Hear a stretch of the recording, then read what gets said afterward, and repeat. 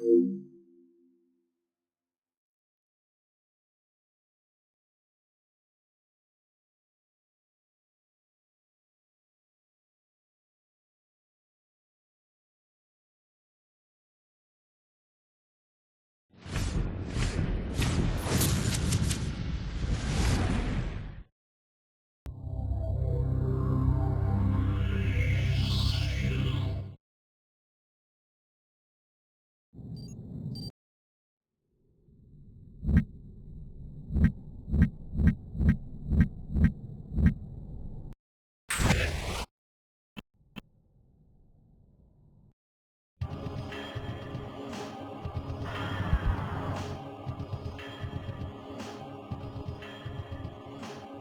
idea was Mortal Kombat? What about me? The initial idea, I woke up, just wanted to my dream. My name is David Mikic, and I'm a graphic artist. My name's Dan Ford, and I do sounds and music. And tell people. My name is Ed Boone. I'm co-designer and programmer. My name's Tony Goski, and do backgrounds and special effects. John Vogel, backgrounds and special effects. John Tobias, and co-designer and lead artist. Steve Baran, and I'm a video artist. Our motto in Williams is always that reality's boring. Nobody wants to pay for reality. We take everything beyond reality to the point where it's, the only way to do this is through our video game. It's the perfect blending of everything. I mean, the game is fun to play. It's got good graphics, and it's got a decent backstory to it. It's easy to come up with the ideas, anybody can come up with ideas for games and stuff, but it's to actually convert something from an idea in your head into reality, into something that is a sellable product. That's where the challenge is. This is sort of the very first concept of the story. This guy here eventually became Shang Tsung. The mystique and all that whole feeling of it was really, the foundation of that was really what John Tobias kind of envisioned. One thing Mortal Kombat does for all of us is it puts you in a mood or puts you in a setting where you're sort of able to create things that are surreal. Mortal Kombat 1 took place more, on an earthly environment, in an Asian type of setting. In part 2, we knew that we were going to send our characters to sort of a different world, and so the door was completely open for us to kind of interpret that in any way we wanted. Mortal Kombat 3 has so much hidden stuff, it's just endless, it's just the amount of stuff that we packed in there. Okay, come on. I don't know if I should be telling you this, but I'm going to show you a move, okay? Listen. You can go back, forward, back, and then down, and then push the run button. And if you do that really fast, I'll be your friend forever. The button and joystick combinations were the expected. Everybody would start looking for them immediately, and that's when I believe Ed came up with this whole sort of combination lock system. There's 6 little boxes, 3 of which are controlled by player 1, 3 of which are controlled by player 2. Try different combinations of those 6. So there's a million possible combinations to see what can be unlocked in the game.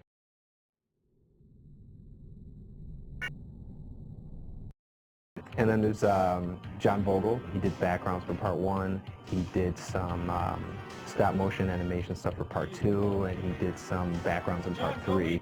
He worked on backgrounds along with Tony Goski. Tony's probably one of the most respected artists in this department. He's probably, probably one of the best artists in any industry, and he conceptualizes backgrounds as well. This is the Soul Chamber, and this is where the Soulnado. He never ceases to amaze us. Steve Baran worked on Mortal Kombat 3. That was the first one he worked on, and he did the character graphics for John Tobias. I like doing stuff that's actually kind of shocking. Not so much violent or anything, but just stuff that gets a reaction. Dave Mikic, he's like our resident 3D expert. He kind of got everybody up to speed on doing 3D stuff, and he can crank out anything using a 3D program faster than anybody in the world. It's important for Mortal Kombat fame. Dan shows you cool stuff every couple of days. He just comes in and you go, great, this is awesome. And he's a lot like Ed, where I just have this confidence that, you know, he's going to go away and come back with something spectacular. That's the Johnny Cage Nut Crunch, I believe. Didn't someone make a candy bar, Johnny Cage Nut Crunch bar? John, Tobias, and some of the other guys from the Mortal Kombat team happened to just come up to me and, you know, kind of poke on my arm and say, do you want to do a character? And I said, oh no, can I do a character? And he said, yeah, I'd love to have you. People don't realize that there is a lot of work done in the actual characters and their costume. I've never asked John for a character that looks like something. He shows me something and says, what do you think of that? And I go, that's great. See, the inspiration, I think, for a lot of the characters comes from all over the place. I mean, they come from movies I've seen when I was a kid. They come from books I've read. I mean, everybody gets inspiration from somewhere. I started out with NBA Jam as a cheerleader, and then I went to Revolution X as Mr. Helga, and they asked me to do Mortal Kombat. They needed a new Sonya. I said, sure, I'd love to do it. Pizza Man. When I was a character here, that sort of like funded me going to school because I wanted to be an artist like all my life. As with all the Mortal Kombat games, the characters are definitely the most interesting of any fighting game. Hey, get out of here, man. It's supposed to be... Between Sector and Raiden, who would win? Raiden would win. Sector's got it in the bag. Raiden would win. Don't even try to... That's totally got it in the bag. Sector gets home. No, get your head out. Don't even We're try going to that. settle this outside, man. Oh, I'm good for it now, buddy. Come on. Well, let's see, a character would probably first start with me sitting down staring at a blank wall for a little while, and then after a while something will hit me and I'll just start sketching around different ideas.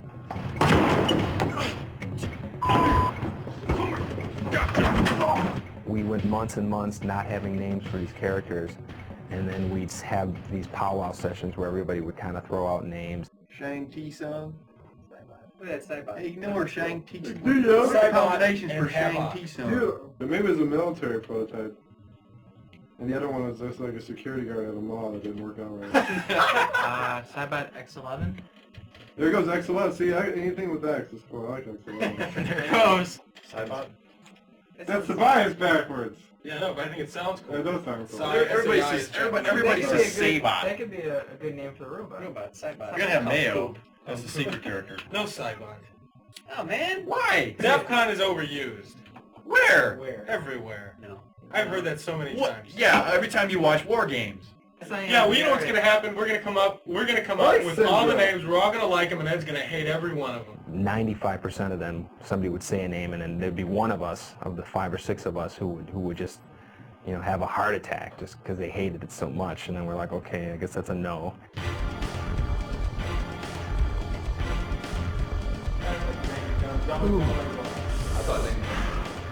That's good. Don't show that to me. When we started filming a character, we'd get into work probably roughly around 10 o'clock, and usually the whole filming process takes, you know, all day. Oh, an average day of a 14-hour shoot. Let's see. Well, we came in and got into makeup. It didn't take too long for Sonya. She doesn't wear much. And then we have a list, a huge list of animations, kicks, punches, uppercuts, and then the special moves and stuff. And we basically go down that list, capturing every single frame of them performing these moves.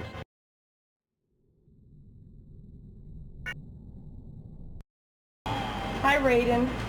Hi, Sector. 1, 2, back.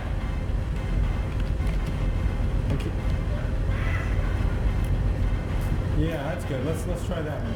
You have to do each move 8 ways.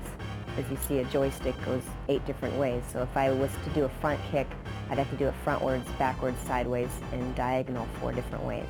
This is why we have the tape on the floor, just to keep them facing the right direction.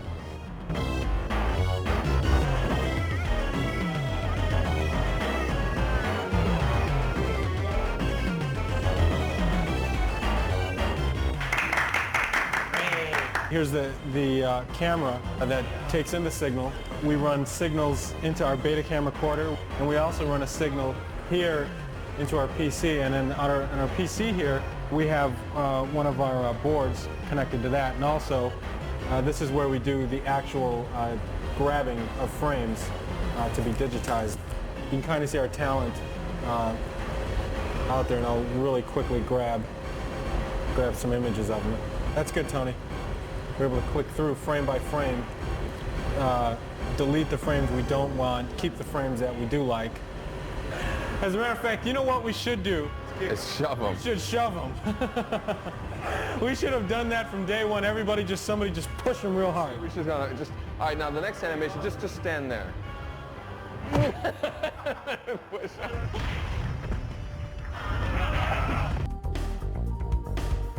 The day that we spent filming is probably, like 2% of the entire amount of time that has to be devoted into doing it. Once we get the digitized image, it's a lot like painting.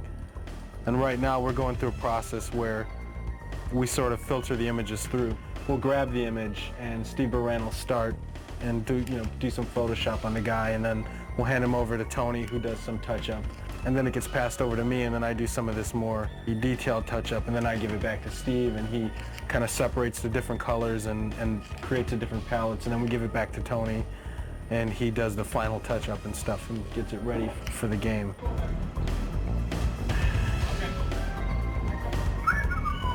I did a drawing of this and everything. In 3D, you can make it any size and any lighting, any angle you wanted. Dave Michich did this, the 3D version. It's just ornamental, it's just like kind of a really neat background thing. But I was telling Ed about the story, like it's a soul cage. I'm working on a friendship move for our Shigoro character. That's her tentative name. She doesn't have a real name yet. Her move is she's going to turn around and she's going to pull out sort of plates and little sticks, and she spins the plates on the sticks and balances them on her hand, and she does this with her back towards you. Shiva wins. Friendship. This is Shang Tsung morphing into the robot ninja, who we call Ketchup right now, because right now there's a red guy and there's a yellow guy, so we call them Ketchup and Mustard. But they will have real names later on.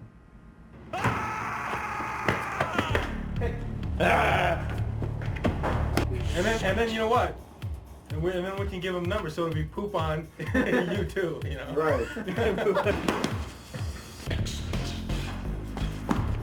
Whatever can possibly happen in the game, I have to program the game to be able to do that. As you play the game, when you first start, the computer is very dumb. It'll just stand there, it'll let you beat it up, and then as you fight the second guy, it'll get a little smarter, and then the third guy a little smarter, and it has to be progressive. It has to be something that's, a smooth increase in the difficulty, because if you play the game the first time and the computer kills you, you're not going to want to play it again. There's comfort in knowing that the other person is doing their job beyond your expectations. The good thing about working with that is you can hand them some artwork, and you can, you'll see it in the game pretty quickly. Time! You tell me time! 1 second. Well, we test the games. When it comes close to the time that the game is done, they have us come in and we just play it. We play them all day long and look for bugs. The difference between Mortal Kombat 2 and Mortal Kombat 3 is that they added a run button, and when you use the run button, it makes you aggressive towards your opponent. You're going to have to keep on using the run over and over and over to attack your opponent. What we're going to show you now is a few simple combos that'll get you started playing. A lot of characters have a simple combo with kicks, which usually involves three presses of the same button. Like Cyrax has, you press high kick twice and then back and high kick for the final hit. He does 3 hits and knocks the opponent away. My favorite move would probably be Kano's chokehold. It'll be down towards low punch. One of my favorite codes is disable blocking. Each player presses block twice when the code things come up on the screen. And it turns off blocking, so you can't be a defensive player. You have to play offensively or you're going to lose, because there's no way you can block anybody's hits.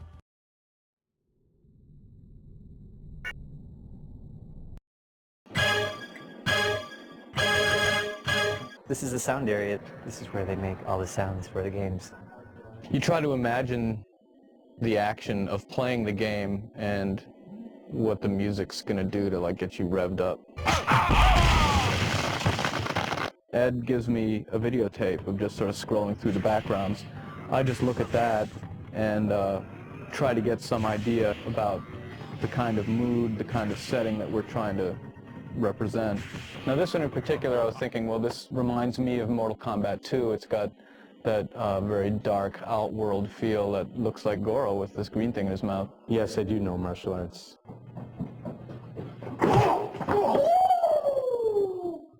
Kung Fu. I try to get a rhythm going and then fill it out with harmony. It evolved from Your Toast.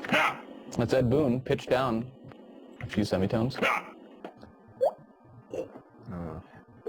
So, I mean, in the movie, he's Scorpion. You'll see in the credits, Ed Boon voice of Scorpion. Feel the power of Shao Kahn. You know, Shao Kahn was played by Steve Ritchie, who is the king, as we all know him. Pinball designer. Flawless victory. Basically, everyone has a set of speech calls for attacking, you know, punching, getting hit, you know, getting hit in the face, getting hit in the body.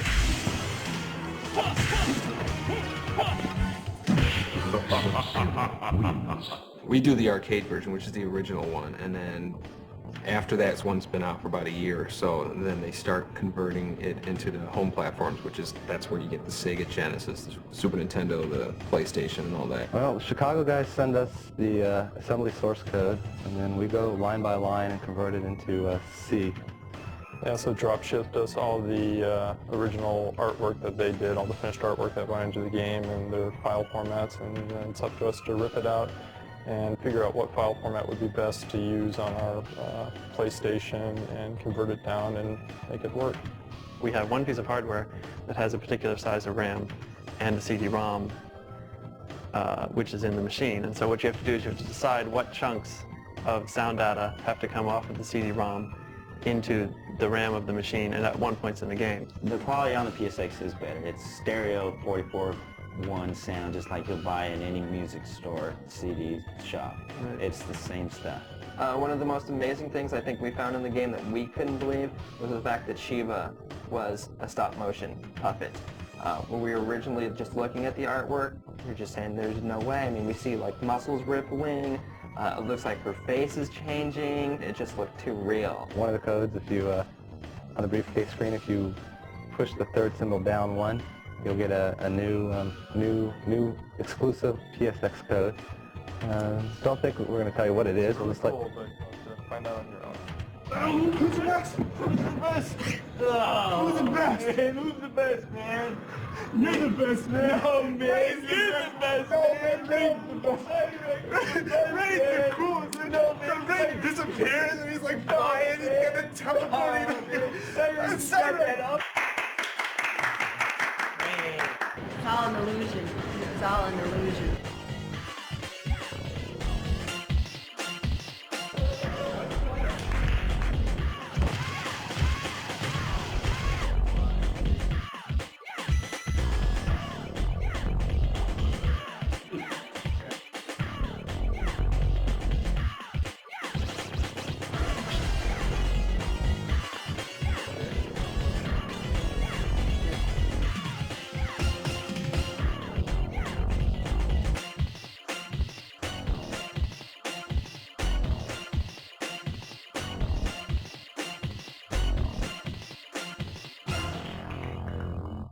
Open sesame.